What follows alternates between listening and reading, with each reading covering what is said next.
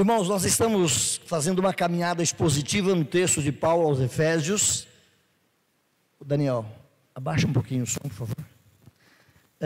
Estamos fazendo uma caminhada expositiva na carta de Paulo aos Efésios e vamos, nesta noite, continuar. O texto, então, é Efésios capítulo 6.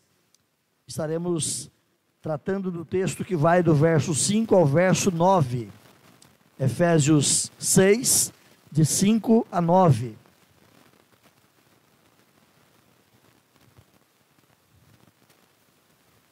Efésios 6, de 5 a 9. Eu peço que você mantenha a sua Bíblia aberta, porque o nosso alvo é olhar para o texto, é abstrair do texto princípios, verdades que possam de fato nos abençoar, nortear a nossa vida como cristãos e como cidadãos do reino de Deus. Efésios 6, de 5 a 9, Paulo diz assim: quanto a vós, servos, obedecei ao vosso Senhor segundo a carne, com temor e tremor, na sinceridade do vosso coração, como a Cristo, não servindo à vista como para agradar a homens, mas como servos de Cristo, fazendo de coração a vontade de Deus, servindo de boa vontade como ao Senhor e não como a homens, certos de que cada um, se fizer alguma coisa boa, receberá isso outra vez do Senhor, quer seja servo, quer seja livre. E vós, senhores, de igual modo procedei para com eles, deixando as ameaças, sabendo que o Senhor, tanto deles quanto vosso, está nos céus, e que para com ele não há acepção de pessoas. Irmãos, se você der uma olhada para a história, para as nações, para as civilizações, desde a vinda de Cristo até os nossos dias, a pergunta é: que tipo de cidadãos o cristianismo tem produzido?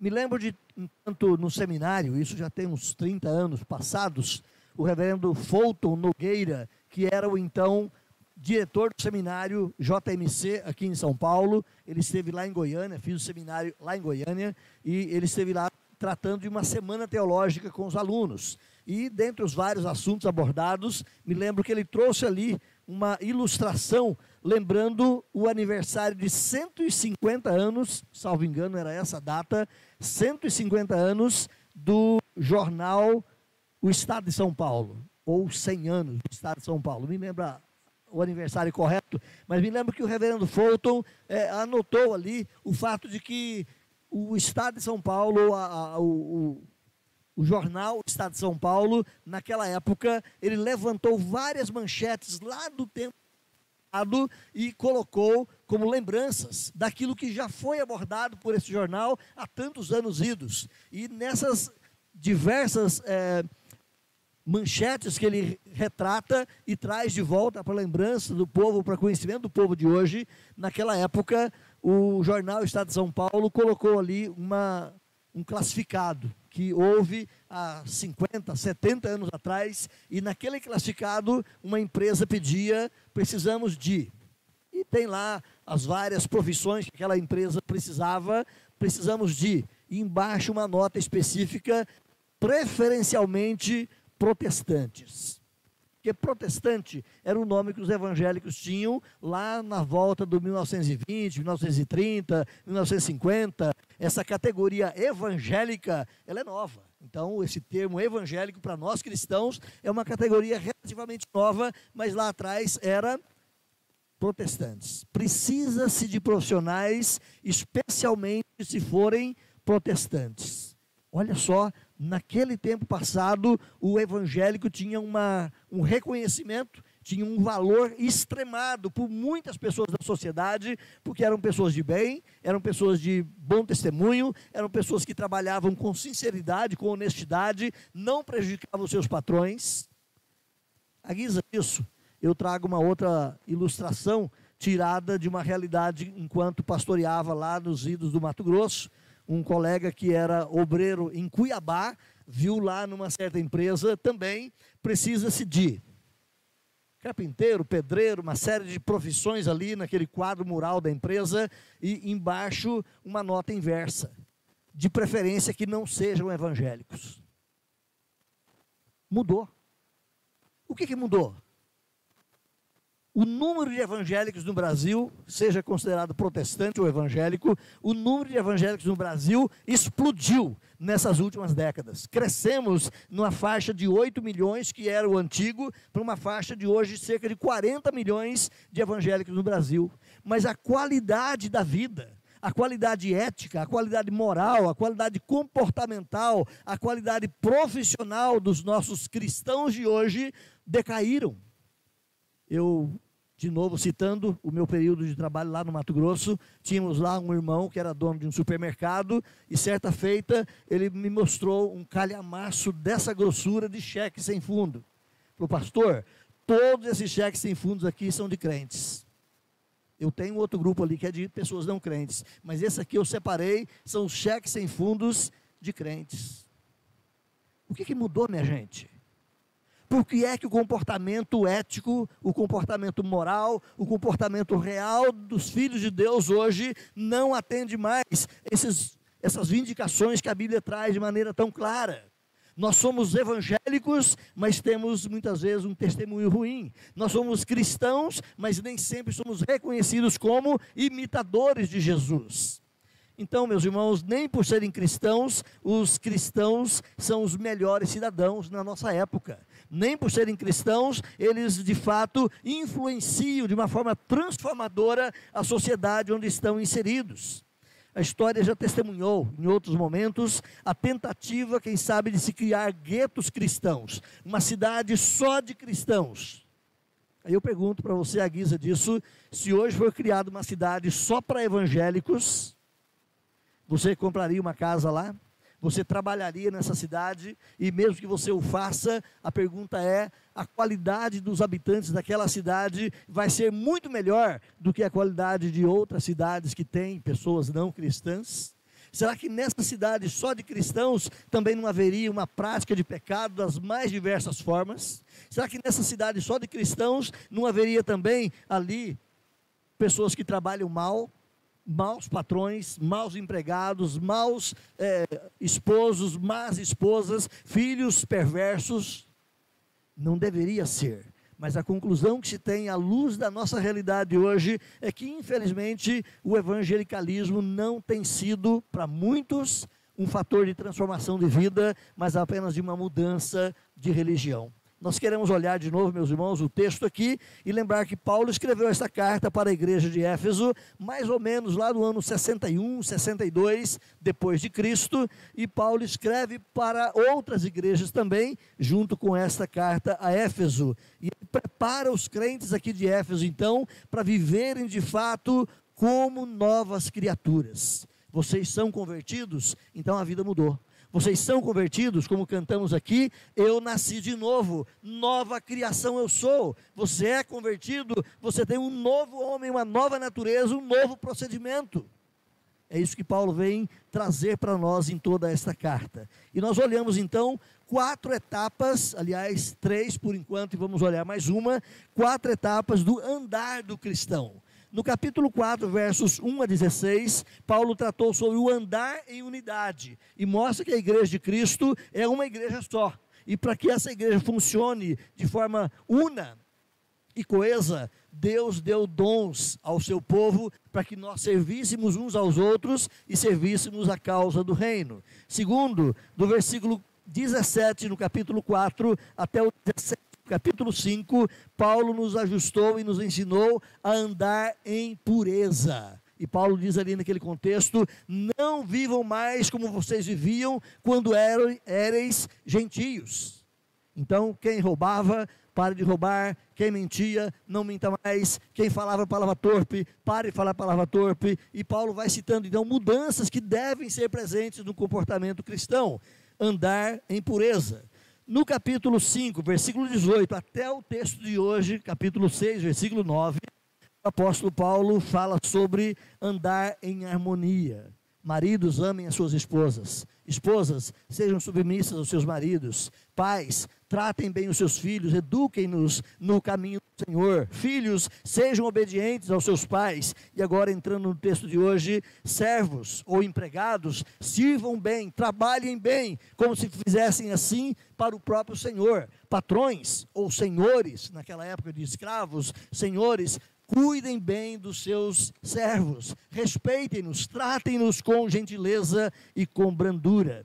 E nós vamos olhar então daqui a poucos dias à frente, o último andar, que é o andar em vitória, onde nós enfrentamos não apenas o pecado nosso de cada dia, mas enfrentamos também as pressões de um mundo corrompido, enfrentamos também uma sociedade caída, enfrentamos também forças espirituais da maldade, e Paulo vai nos ensinar a revestirmos-nos das armas do Evangelho, para que possamos ser vencedores. Mas hoje, quero compartilhar com a igreja essa pergunta temática. Quais efeitos tem a plenitude do Espírito Santo na vida profissional e social do cristão? O fato de você ser crente e o fato de você ter o Espírito Santo, isso faz de você um cidadão melhor do que o não crente? Você é um profissional melhor do que o outro? Você dá de fato da sua vida para trabalhar com excelência? Ou quem sabe lá no seu trabalho você é mal visto, você é mal quisto, você é mal falado, porque você não é um bom profissional, porque você rouba as horas de trabalho do seu patrão, porque você não tem um serviço de qualidade. Como é que você é reconhecido como cristão lá no seu campo secular? Então a primeira proposição que eu trabalho aqui, meus irmãos, é que a plenitude do Espírito Santo produz servos ou empregados com excelência. A vida cristã, queridos, ela não é possível de ser vivida apenas numa relação legalista. Não dá para ser cristão apenas obedecendo mandamentos. Faça isso, não faça aquilo, faça isso, não faça aquilo. Apenas uma coleção de regras. Evangelho não é isso.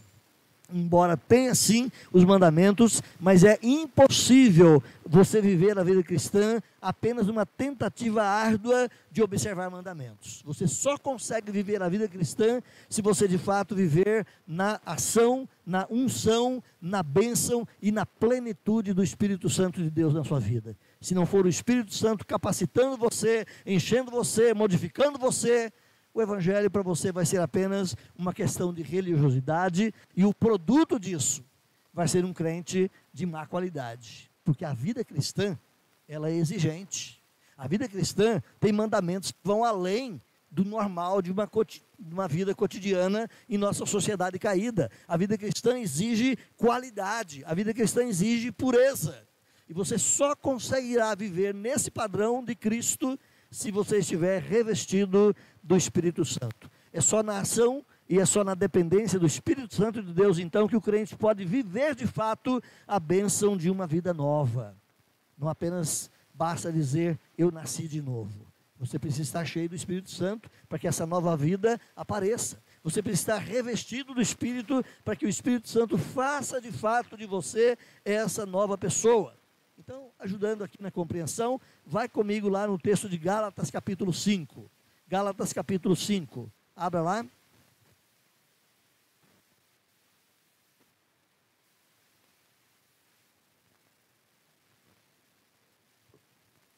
Gálatas capítulo 5, versículo 16, o apóstolo Paulo diz assim: digo, porém, andai no Espírito e jamais satisfareis as concupiscências da carne.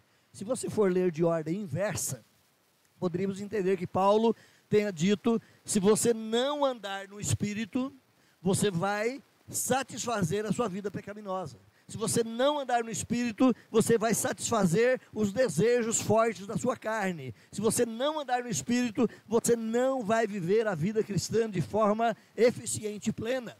Mas Paulo diz então de uma forma positiva: andem no Espírito e jamais, nunca mais, vocês vão ter uma vida atolada no pecado, uma vida de mau testemunho, uma vida onde as concupiscências ou os desejos fortes da carne predominem na vida de vocês. Então, queridos, fora da ação do Espírito Santo, a vida do crente é só religião.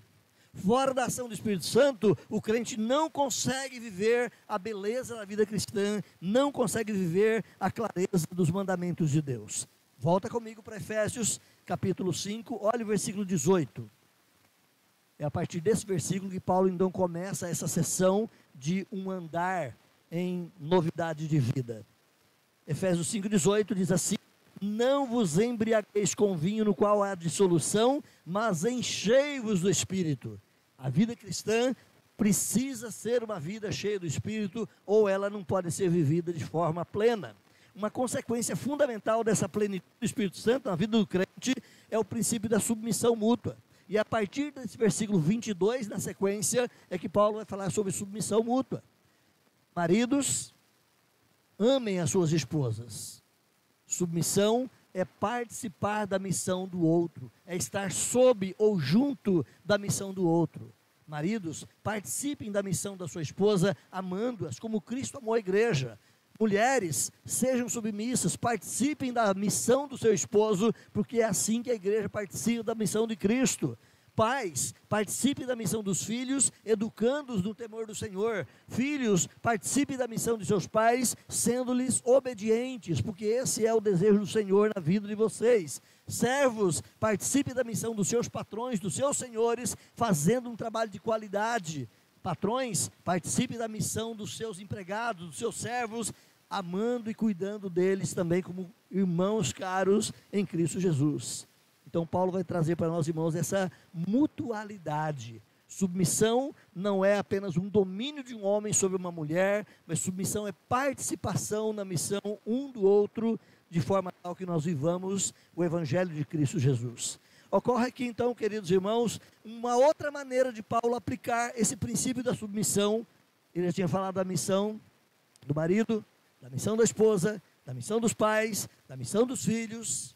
Agora ele vai falar sobre missão de servos e patrões, ou senhores, ou empregados e patrões. Paulo vai abranger aqui, queridos, as relações sociais.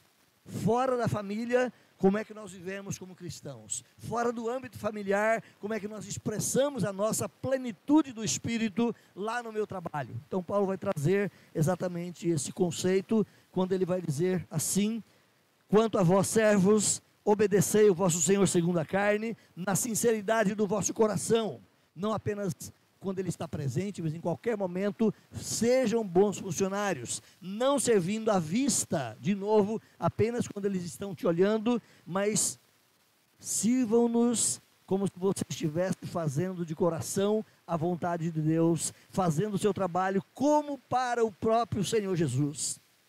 Francis Foulkes é um comentarista cristão, e ele vai dizer lá no seu comentário, na carta de Efésios: mesmo que os inúmeros escravos que vieram ao aprisco cristão estivessem na mente de Paulo quando escreveu essas palavras, os princípios de toda essa seção se aplicam também a empregados e empregadores. É claro que a forma primária de Paulo escrever foi para servos, que eram escravos, e para senhores, que eram os donos desses escravos. Paulo escreve primeiramente a esse grupo, mas ao mesmo tempo é bom lembrar que isso se encaixa na condição de empregados e na condição de empregadores. Então o apóstolo Paulo, meus irmãos, ele não confronta aqui a estrutura escravocrata. Ele não vai dizer: ó, escravidão está errado, vamos parar com isso, vocês que têm escravos não tenham mais. Não, Paulo apenas respeita a estrutura social na qual ele vivia, mas quer trazer um funcionamento novo para essa relação. Como é na sua cabeça quando você pensa em escravidão? Via de regra, nós pensamos na escravidão aqui no Brasil, que teve uma dominação deplorável sobre a raça indígena e depois, no momento seguinte, sobre a raça negra, trazidos da África para serem tratados de forma subhumana. Nós sempre pensamos no nosso Brasil, mas a escravidão é coisa muito mais antiga do que a escravidão aqui em nosso Brasil. Já existia lá, mas algo parece que é bem familiar. Da mesma forma que aqui no Brasil, os senhores de escravo tratavam mal os seus servos, lá na época passada, a coisa não era diferente. Também senhores de escravos pisoteavam. Da mesma forma como que aqui no Brasil, escravos tentavam fazer um mau trabalho, prejudicar e muitas vezes fugir do ambiente ali, daquele domínio ruim, lá naquela época também não era diferente. Eu disse que quando Paulo escreveu essa carta aos Efésios, ele mandou também outras cartas, porque ele estava preso, mandou também outras cartas para outras igrejas. Quais são? 5 delas, lembra comigo. Carta à igreja de Éfeso, carta à igreja de Filipenses, carta à igreja dos Colossenses, carta a um colega lá de Colossos chamado Filemon, e uma carta que foi perdida, a carta da igreja de... sumiu o nome aqui. Laodiceia, obrigado quem me ajudou aí, né? A carta à igreja de Laodiceia. Nós não temos ela na Bíblia, mas Paulo cita essa carta. Lembra da carta de Paulo a Filemon? Por que Paulo escreveu uma carta a Filemon? Porque Paulo estava preso em Roma, um escravo tinha fugido de Colossos, roubou alguma coisa do seu patrão, sumiu no mundo para viver uma vida fora da alçada daquele seu senhor, e lá nessa sua fuga, talvez tenha acabado o dinheiro, ele praticou um delito, foi preso e foi jogado numa cela próximo e junto com Paulo. E ali naquela condição agora de preso, Paulo começa a ensinar o evangelho para aquele homem. E aquele homem se converte a Cristo Jesus, e Paulo o discipula, Paulo o ensina, e agora ele vai ser solto. Paulo manda uma carta: Filemon, receba aí de volta o seu escravo Onésimo, mas não receba agora como um escravo, receba ele como um irmão em Cristo. Agora ele é uma nova criatura, agora ele é uma nova pessoa. Não o trate mais com desdém, com forma bruta de tratamento, mas trate-o como um irmão precioso em Cristo Jesus. E se ele te trouxe algum prejuízo, eu pago para você depois. Não fique cobrando dele, porque ele não tem como pagar, mas eu pago para você depois. Paulo, meus irmãos, está lembrando que a escravidão continuava, mas que o cristão tem que ter, então, um novo relacionamento correto. Então, que o escravo obedeça ao seu senhor de todo o coração, e que o senhor seja bondoso para com esse escravo. Dessa maneira, queridos irmãos, a má vontade, a desonestidade, a preguiça do escravo seriam substituídas por um serviço voluntário, porque o patrão agora é bom, porque o senhor agora é irmão em Cristo Jesus. É por isso que Paulo está escrevendo esse contexto. Então, considerando, queridos, esse contexto todo, Paulo ensina exatamente isso para aquela igreja. Olhe de novo o versículo 9, no capítulo 6. Eu vou ler com você aqui na versão NVI, nova versão internacional, que é levemente modificada, e diz assim: vocês, senhores, tratem os seus escravos da mesma forma. Não os ameacem, uma vez que vocês sabem que o Senhor deles e de vocês está nos céus, e Ele não faz diferença entre as pessoas.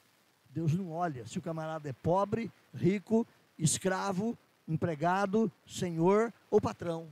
Para Deus Ele olha todos como filhos amados, alcançados em Cristo Jesus, e nos ensina que nós devemos tratar agora não nos degraus, não nos degraus da instituição social, mas devemos tratar todos do mesmo nível, como irmãos queridos e caros em Cristo Jesus. Então, as palavras senhores segundo a carne, que Paulo levanta aqui nesse versículo de número 5, ele está implicando exatamente que eles têm um senhor segundo a carne, mas que eles têm um outro senhor. Quem é o outro senhor do convertido? Cristo Jesus. Então, nós somos primeiramente servos do Senhor Altíssimo, somos subalternos dos nossos senhores, patrões e pessoas que estão em autoridade sobre nós aqui, mas o nosso supremo Senhor é o Senhor Jesus Cristo. Se caso a vontade desse Senhor terreno conflite com a vontade do Senhor Supremo, o cristão tem que correr o risco de desobedecer o seu Senhor terreno e obedecer o Senhor Jesus Cristo. Certa feita, aconteceu isso com os apóstolos. Prenderam os apóstolos, Pedro e João, e disseram: olha, parem de pregar o evangelho, parem de falar de Jesus, parem com esse negócio de pregar salvação em Cristo. Lembra da resposta de Pedro? Antes importa obedecer a Deus do que aos homens. O mandamento de Deus é superior a qualquer ordem de uma nação. O mandamento de Deus é superior a qualquer ordem de uma pessoa sobre a outra. Antes importa obedecer a Deus do que aos homens. O reverendo Hernandes Dias Lopes, também citando aqui o texto, ele vai dizer assim: um empregado crente, mas infiel, que faz corpo mole, que trai o seu patrão, que trai a empresa, que não dá o melhor de si, ele está traindo o próprio Senhor Jesus. A convicção de trabalhador crente é que cada trabalho que ele realiza deve ser suficientemente bom, como se fosse apresentá-lo ao Senhor Jesus. É uma liturgia ao Senhor, é um culto ao Senhor o empregado ser um bom funcionário. O crente deve trafegar da empresa para o templo com a mesma devoção. Ou seja, do jeito que eu sou um bom crente dentro da igreja, eu preciso também ser um crente completo e pleno lá no meu trabalho. Eu preciso também servir ao meu Senhor, ao meu patrão, como se estivesse servindo ao próprio Cristo. É disso que Paulo diz aqui. Volta aí no texto de Efésios, capítulo 6, versículo 7, servindo de boa vontade como ao Senhor e não a homens. O crente precisa ser o melhor funcionário que a empresa tem. Ele pode ter outros bons funcionários lá, mas o crente precisa ser o melhor. Talvez, mesmo que a sua qualificação profissional não alcance os diplomas que o outro tenha, mas a sua conduta, a sua moral, a sua ética tem que ser de tal qualidade que o patrão reconheça o valor desse funcionário. Deve ser de tal qualidade que outros percebam que pelo fato de ele ser crente, ele trabalha com alegria no lugar que ele está, servindo ao Senhor, enquanto serve o seu patrão, enquanto serve o seu Senhor aqui na terra. Então, na consciência, irmãos, de que eles estão realizando o trabalho para o Senhor Jesus, isso primaria por um serviço de excelência e por um serviço de qualidade, realçando a natureza do trabalhador cristão. De novo, o trabalhador cristão precisa ter excelência no que faz. Fazer com maestria, fazer com perfeição, fazer com dedicação, fazer com zelo. Não precisa ser um puxa-saco, né, no dizer comum da palavra, de ninguém. Apenas faça direito o seu trabalho, apenas cumpra bem a sua função, apenas faça com excelência, como fazendo para o próprio Senhor. Então, um crente cheio do Espírito Santo, ele jamais passaria um cheque sem fundo. Um crente cheio do Espírito Santo jamais usaria palavrões lá no seu ambiente de trabalho ou em qualquer outro lugar. Um crente cheio do Espírito Santo não fazia um trabalho roubado e matado. Um crente cheio do Espírito Santo não diluiria suas horas de serviço, enganando, fazendo de conta que está trabalhando e não produzindo aquilo que o patrão o paga para que produza. Um crente cheio do Espírito Santo é uma pessoa realmente de qualidade e de excelência. Segundo ponto que eu quero trazer aqui para nós, queridos, é que a plenitude do Espírito Santo, ela produz senhores ou patrões com excelência.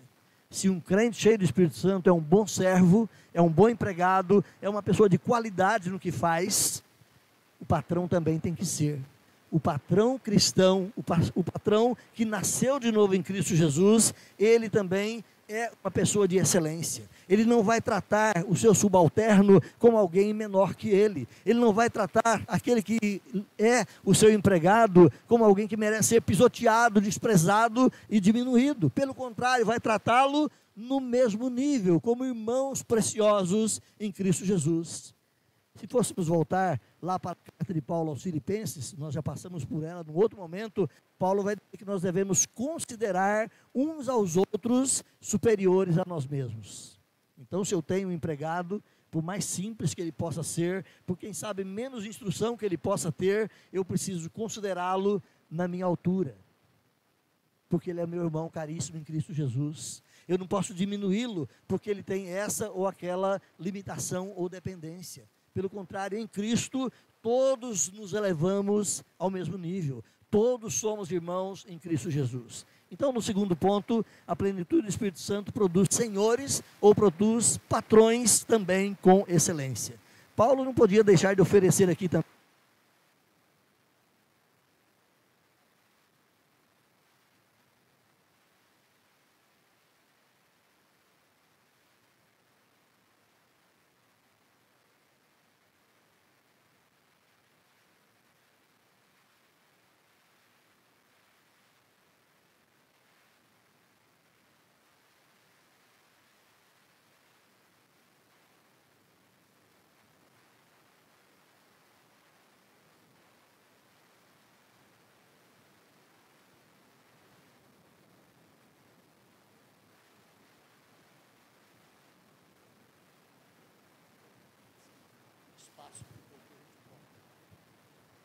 Irmãos, Então, a plenitude do Espírito Santo, ela produz senhores ou produz patrões com excelência. E Paulo vai mostrar aqui exatamente isso. Do jeito que ele falou que o servo crente tem que ser um excelente servo, traduzindo para nós hoje, um empregado cristão tem que ser um empregado de excelência, de qualidade. O patrão não fica por menos. O patrão também tem que ter a mesma habilidade e a mesma característica. Entre aqueles a quem essa carta foi dirigida, provavelmente não tinha muitos patrões. Se você for olhar a construção social da época, eram menos cristãos de alto nível e muitos cristãos de baixo nível social. Olha para mim, 1 Coríntios capítulo 1. Corre lá comigo, 1 Coríntios capítulo 1, versículo 26. 1 Coríntios capítulo 1, versículo 26. Embora uma outra igreja, ali agora na região da Grécia, mas também não tão distante assim da região de Éfeso, que estava na Turquia atual. Paulo vai escrever para aquela igreja de Coríntios, dizendo assim: ora, vede, irmãos, a vossa vocação, que não são muitos os sábios segundo a carne, nem muitos os poderosos, nem muitos os nobres que são chamados. Havia crente rico naquela época? Havia, mas em termos de escala, a grande maioria dos cristãos eram pessoal de baixa renda. A grande maioria dos cristãos eram pessoas simples, escravos, camponeses, alguns horticultores, pessoas de vida simples. Poucos deles eram senhores, mas apesar de poucos deles serem senhores, na igreja daquela época também tinha senhores, também tinha empregadores. E Paulo escreve então essa carta exatamente para fortalecer essa visão entre os patrões daquela época. Então a demonstração de Paulo aos senhores está no mesmo nível daquela que ele dera para os servos. Versículo 9, ele fala, versículo 6, né? Ele vai dizer que vós servos obedeçam os vossos senhores, sirvam como servindo ao Senhor. E no versículo 9, patrões, vocês de igual modo. Percebam esse de igual modo? Ou seja, da mesma forma que os escravos devem ter excelência, servindo vocês como servindo ao Senhor, vocês também, patrões, da mesma forma, tratem os seus servos, tratem os seus funcionários como se eles fossem também o próprio Senhor. Cuidem deles, fazendo aquilo que é justo. É nesse contexto que Paulo vai dizer, a cooperação então deve ser uma rua de mão dupla. Do jeito que o funcionário é um bom e excelente funcionário, porque é cristão, da mesma forma o patrão tem que ser um excelente patrão, porque ele é cristão. Do mesmo modo que o funcionário está servindo não ao patrão em primeira mão, mas servindo ao Senhor, da mesma forma o patrão não está servindo ao seu servo ou ao seu empregado em primeira mão, mas está servindo ao Senhor. A qualidade e a excelência é uma via de mão dupla nesse relacionamento profissional e social da vida cristã. Então mostrem o mesmo interesse por ele, é o que Paulo vai dizer. Mostrem o mesmo cuidado com as necessidades deles. Cuidem deles como irmãos em Cristo. O seu funcionário está passando uma dificuldade, olhe para ele como irmão em Cristo. Mais do que olhar para ele como um funcionário que produz ou não produz, olhe para ele como irmão em Cristo e cuide dele como esse irmão em Cristo. É o que Paulo instrui aqui a essa igreja. Então Paulo vai ensinar aqui, meus irmãos, e destacar que esses senhores devem deixar as ameaças. Olhe o versículo 9 de novo. E vós, senhores, de igual modo, procedei para com eles, fazendo como? Deixando as ameaças. Sabe que todo patrão tem essa pecha de pisar no funcionário? Será que todo patrão tem esse autoritarismo de quem sabe dizer, você é apenas um empregado, rapaz, trabalhe aí. Paulo está dizendo, parem com isso. O patrão cristão não trata assim o seu funcionário. O patrão cristão trata o seu funcionário, especialmente aquele que é alcançado em Cristo Jesus, como irmão amado, com respeito, com gentileza, com dedicação. E a vós, senhores, fazei o mesmo para com eles, deixando as ameaças. Então, no entanto, o crente Paulo sabia que esse crente tinha um verdadeiro defensor. Olha o que Paulo diz aí, continuando. Também tendo, o Senhor, tanto deles como vosso, sabendo que o Senhor deles está nos céus e o Senhor é quem os defende. O Senhor não tem acepção de pessoas. Então Então, o mesmo Deus que cuida do patrão crente, o mesmo Deus também cuida do empregado crente. Não há diferença nesse relacionamento com o Senhor. Champlin é um comentarista cristão e também ele vai dizer que ele transcende ao plano terreno, sendo o Senhor Supremo até desse plano terreno. Ou seja, esse patrão, embora patrão no plano terreno, ele é subalterno do Senhor dos céus. E o Senhor dos céus é Senhor não apenas nos céus, mas é Senhor também em todas as vivências do crente, em qualquer lugar que ele esteja. Então toda a epístola, meus irmãos, aqui aos Efésios, enfatiza essa soberania de Jesus. Ele é o Senhor. Sabe quantas vezes a Bíblia fala que você deve crer em Cristo como Salvador da vida dele? Já contou isso na sua Bíblia? Faça esse exercício. Olhando no Novo Testamento, comece a ler todas as vezes que ele fala que precisa crer em Cristo como seu Salvador pessoal. 20 vezes. 20 vezes só. E sabe quantas vezes a Bíblia fala que Jesus é o Senhor sobre a sua vida? Cerca de 600 vezes. É muito mais forte você entender que Jesus Cristo é Senhor do que Jesus Cristo é Salvador. Porque Ele jamais poderá ser o seu Salvador se Ele não for na sua vida o Senhor. Se você estiver apenas crendo que Ele é o Salvador da sua vida e que você está salvo com Ele, mas você não é servo desse Senhor, você não reconhece o senhorio dEle sobre a sua vida, você não lhe obedece os mandamentos, você está desfazendo dessa suposta fé nele como Salvador. É preciso tê-lo como Senhor para que de fato Ele seja o meu Salvador pessoal. Então, queridos irmãos, como dissemos no início, uma sociedade composta só de crentes poderia ser um grande desastre na relação da sociedade humana. Uma sociedade composta só de cristãos, uma cidade onde tivesse só crentes, talvez daria um mau reflexo para a sociedade lá fora. Porque essa sociedade só de crentes, infelizmente, não seria uma sociedade perfeita. Infelizmente, teria ali também manifestações carnais. Vá para a internet da vida e coloque lá alguma busca. Pecados na vida de crentes. E você vai encontrar lá pastores em adultério, pastores que roubaram igrejas, crentes que mataram filhos, crentes que chegaram bêbados em casa e espancaram a esposa. Todo esse mau testemunho está aí. Então não é apenas o fato de carregar o nome de crente que faz da pessoa uma pessoa diferente, mas é o fato dela estar cheia do Espírito Santo de Deus em obediência à palavra.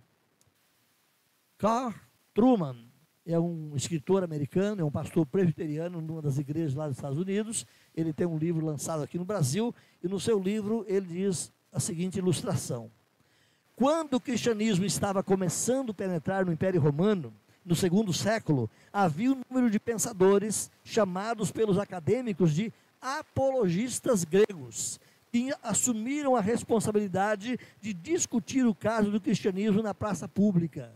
Então, só para trazer para nós aqui hoje, havia naquela época um grupo de acadêmicos, de filósofos, de pensadores, de pessoas da mais alta elite intelectual da época, que eles resolveram agora discutir o papel do cristão e a vida do cristão na praça pública. Hoje não tem mais isso, né? O pastor não vai para a praça pública fazer um discurso para mostrar alguma coisa. O filósofo de hoje também não vai para a praça pública fazer um discurso. Mas naquela época era assim que funcionava. Hoje você vai para as redes sociais, hoje você vai para a televisão, vai para os jornais, vai para as colunas, e lá então você faz as suas discussões. Mas naquela época, essas discussões eram em público. E os filósofos, então, conhecidos como apologistas gregos, eles resolveram discutir quem é esse grupo chamado de cristão. E sabe o que eles descobriram? Sabe o que eles asseveraram acerca dos cristãos? Um dos argumentos mais poderosos era que os cristãos, longe de subscrever a ordem pública, que era uma ordem perversa, pagã, totalmente demonizada, antes de viver essa forma de sociedade, diz o relatório da época, que eles eram os melhores cidadãos em termos de trabalho duro. Eles eram os melhores cidadãos em termos de lealdade profissional. Eles eram os melhores cidadãos em termos de obediência civil. O cristão daquela época estaria no ranking do homem de melhor qualidade do mundo.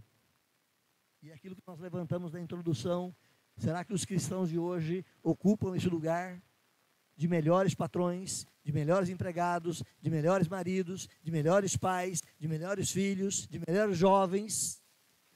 Então, naquela época, era assim o reconhecimento do cristão. Então, com a plenitude do Espírito Santo de Cristo, meus irmãos, é que está a diferença. O cristão só pode ser aquilo que a Bíblia pede que ele seja, se realmente ele buscar a plenitude do Espírito Santo na sua vida. E eu volto a uma afirmativa que já fizemos aqui no outro momento. O que é plenitude do Espírito Santo? O que é plenitude do Espírito Santo? É você ter mais do Espírito? Não. Plenitude do Espírito Santo é o Espírito Santo ter mais de você. Não é você possuir mais dele, mas ele possuir mais de você. Ele possuir a sua fala, ele possuir os seus desejos, ele possuir as suas inclinações, ele possuir as suas reações, ele possuir a sua conversação, ele possuir o seu trabalho, ele possuir toda a sua relação de tal forma que você seja um homem moldado, uma mulher moldada, um crente que realmente seja um imitador de Cristo Jesus. Já passamos lá no capítulo de número 5, versículo 1, quando Paulo dizia, essa mesma carta: sede, pois, imitadores de Deus. Só conseguimos imitar a Deus no poder e na força do Espírito Santo. Só conseguimos reproduzir a vida de Deus em nossa vida se de fato o Espírito Santo encher o nosso coração e dominar cada área de nossa vida. Termino aqui, irmãos. Com uma sociedade sem Deus, o mundo lá fora, como dizemos assim, como é que o mundo lá fora qualifica o empregado cristão? Precisa-se de funcionários, de preferência, se ele for crente, porque ele vai ser gente boa. Ou será que o mundo não queremos cristãos? Como é que o mundo lá fora qualifica os patrões? Os melhores patrões são aqueles que são cristãos evangélicos, decididos e declarados a Cristo Jesus. Ou será que eles olham e dizem que os cristãos patrões são tão ruins quanto os cristãos não patrões? Então, meus irmãos, como é que a sociedade olha para o crente de hoje? Como é que a sociedade consegue observar e ver a qualidade de vida cristã na vida dos crentes, como patrões, empregados, maridos, esposas, pais e filhos? Temos sido, de fato, a nata da sociedade em termos de qualidade de vida? Temos sido o melhor que a sociedade pode ter, porque somos imitadores de Deus? Esse é o nosso chamado.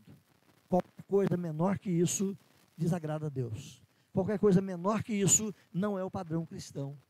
Somos chamados a viver com excelência.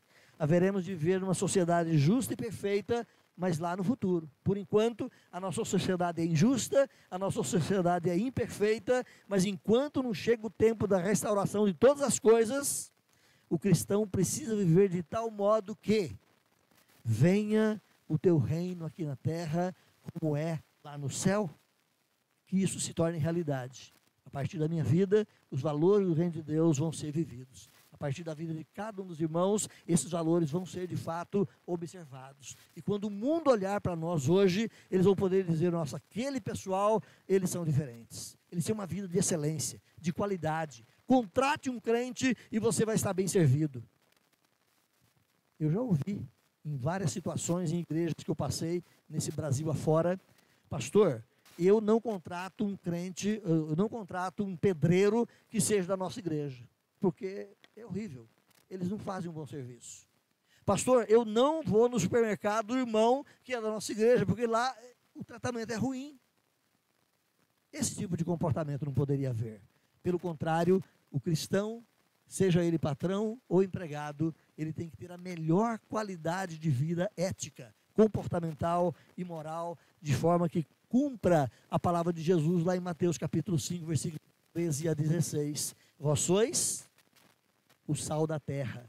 Se vocês não salgarem, não mudarem o sabor do lugar que vocês estão, para nada vocês servem, disse Jesus.